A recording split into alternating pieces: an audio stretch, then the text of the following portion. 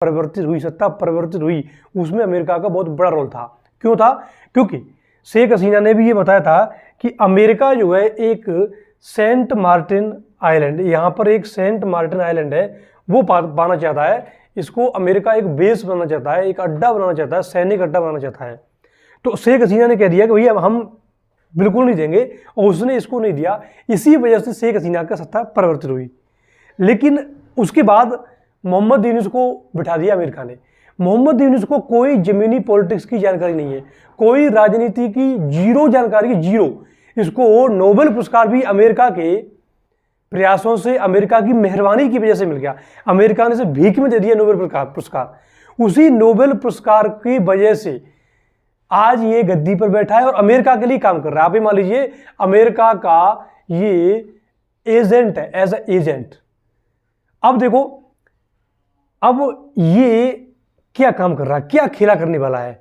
और वहां का जो सेनापति है, जो वहां का सेना प्रमुख है बकर उज जमान, वो भी नाराज है। किस वजह से नाराज है?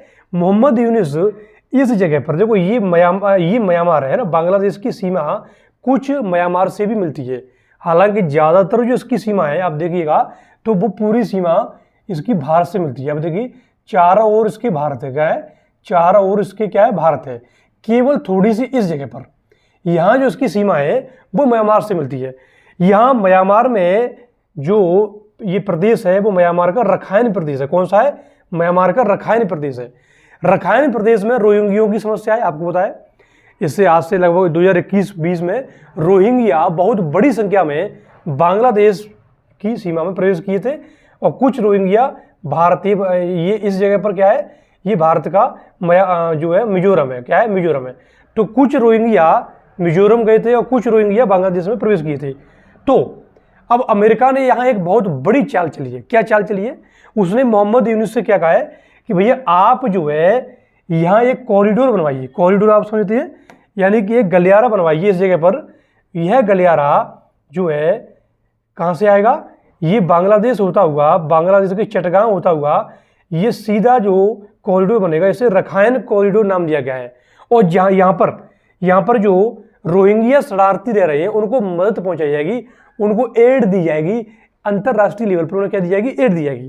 तो एक क्या बनाना चाहिए? रखाइन कॉरिडोर बनाना चाहिए। अब रखाइन कॉरिडोर को लेके वहाँ की सरकार, वहाँ की सेना हो, वहाँ की विपक्षी पार्टियां हो, वो सभी नाराज इससे। लेकिन इसको घंटा फर्क नहीं पड़ने वाला। क्यों नहीं पड़ने वाला? इसीलिए डिले कर रहा है, इलेक्शन को इसलिए डिले कर रहा है जिससे कि रखाइन कॉरिडोर बन जाए। और यहाँ मुनीर हाट, ये रंगपुर जो है प्रोविंस है, रंगपुर प्रोविंस है बांग्लादेश का।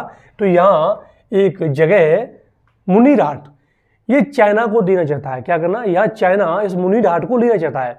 अगर ये मुनीर हाट चाइना को मिल गया तो आप सोचिएगा, रंगपुर यानी कि यहाँ आप देखिएगा इस जगह पर, और भारत का जो चिकन नेक है वो बिल्कुल बगल ही में। तो चिकन नेक के पास चाइना का इन्फ्लुएंस बढ़ जाएगा। चाइना यहाँ पर आकर के अपने बहुत सारे एयरवेज या और भी बहुत सारी चीज़ें स्थापित कर लेगा। तो इससे आने वाले समय में भारत की सुरक्षा, भारत का जो पूर्वोत्तर स्टेट्स है उनको खतरा होने की पूरी आशंका है। इसीलिए इसको लेकर के भारत सरकार ने कदम उठाया है।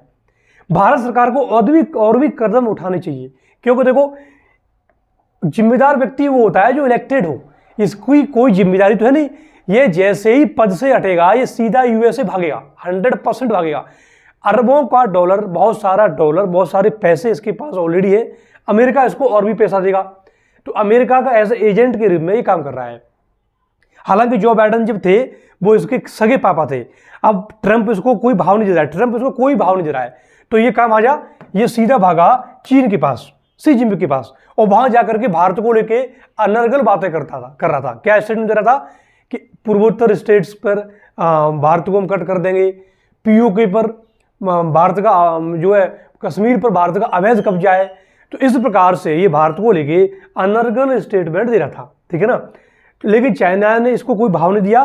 तो अभी फिलहाल वर्तमान में यानी कि अभी 30 से यानी 29 मई से लेके लगभग 1 तारीख तक ये जापान में है। जापान में भीख मांग रहा है, कटोरा मांग रहा है।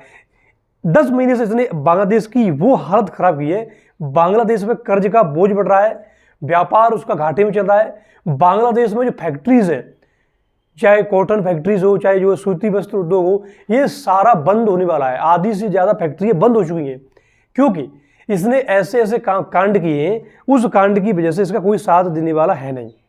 तो बांग्लादेशियों, आप थोड़ा सा अपने भविष्य को लेकर अगर चिंतित हों, इसको हटाओ साले को, इलेक्शन की घोषणा करवाओ, अदरवाइज आने वाले समय में ये तुम्हें ढंग से खा जाएगा, है ना। और इसी को लेकर के असम के मुख्यमंत्री हेमंत बिस्वा शर्मा ने बहुत जबरदस्त बात कही जब इसने कहा था कि भारत के चिकन ने को हम हत्या लेंगे या भारत के पूर्वोत्तर राज्य को हम जो है प्रभाव में लाएंगे। जैसे ही पाकिस्तान हम पर हमला करेगा, पाकिस्तान जो है भारत पर हमला करेगा या भारत पाकिस्तान पर हमला करेगा, तो वहाँ का जो बांग्लादेश का रिटायर्ड एक आर्मी ऑफिसर था, उसने कहा था कि पाकिस्तान पर हमला करते ही हम तुरंत किस पर हमला कर देंगे, हम भारत के पूर्वोत्तर राज्यों को हम काट देंगे, इसको काट देंगे पूर्वोत्तर राज्यों को। तो इसी के जवाब में रिटेलिएट में हेमंत बिस्वा शर्मा ने इनको इनके भूगोल की जानकारी दी। उन्होंने कहा कि भैया भारत के पास केवल एक ही चिकन नेक है, भारत के पास केवल यही एक चिकन नेक है, लेकिन साले बांग्लादेशियों तुम्हारे पास, सुन ले मोहम्मद यूनुसा, तुम्हारे पास दो दो चिकन नेक है। एक ये रहा चिकन नेक, ये तुम्हारा एक ये रहा, है ना, यहां भी भारत है, यहां भी भारत है। तो तुम्हें ढंग से पैर देगा, ढंग से, है ना। ये रंगपुर डिस्ट्रिक्ट जैसे हम काटेंगे, हमारा चिकन नेक ऑटोमेटिक बड़ा हो जाएगा। अभी 20-22 किलोमीटर है, रंगपुर डिस्ट्रिक्ट जैसे ही भारत में आएगा, हमारा चिकन नेक लगभग 100-150 किलोमीटर का हो जाएगा। तुम कर लेना, क्या उखाड़ोगे तुम? तुम्हारे पास परमाणु बम भी नहीं है कि तुम परमाणु बम की धमकी दो। एक दिन की नहीं हो, एक दिन की, एक दिन में तुम्हारी वो नानी याद दिला देंगे, तुम भी बोलोगे कहां फंस गए। भारत तुम्हारा सगा बाबा है, सगा बाबा। भारत के तुम सगे नाती हो, तो नाती बाबा के सामने ज्यादा ओवर एक्टिंग नहीं करते, बहुत ही हिसाब से रहते हैं, क्योंकि उन्हें पता है कि बाबा बिगड़ गया ना, भिखारी बना देगा, पूरी संपत्ति को एक कौड़ी भी नहीं मिलेगी तुमको। तो इस बात को समझ लो, ठीक है। और ये देखो, ये भारत का स्टेट है, कौन सा? त्रिपुरा। ये त्रिपुरा स्टेट है। तो त्रिपुरा से हम जैसे ही टैंक तो बुलाएंगे, ये पूरा चटगांव अलग, बांग्लादेश का पूरा चटगांव अलग। और जब बांग्लादेश का पूरा चटगांव अलग हो जाएगा, तो ऑटोमेटिकली से बांग्लादेश की कमर टूट जाएगी, क्योंकि चटगांव बंदरगाह के माध्यम से बांग्लादेश का आधे से अधिक व्यापार होता है। ये पूरा क्या है? बंगाल की खाड़ी है। क्या है? ये पूरी बंगाली खाड़ी है। यहाँ चटगांव बंदरगाह है, तो चटगांव बंदरगाह के माध्यम से पूरा व्यापार होता है, वो सब बंद हो जाएगा।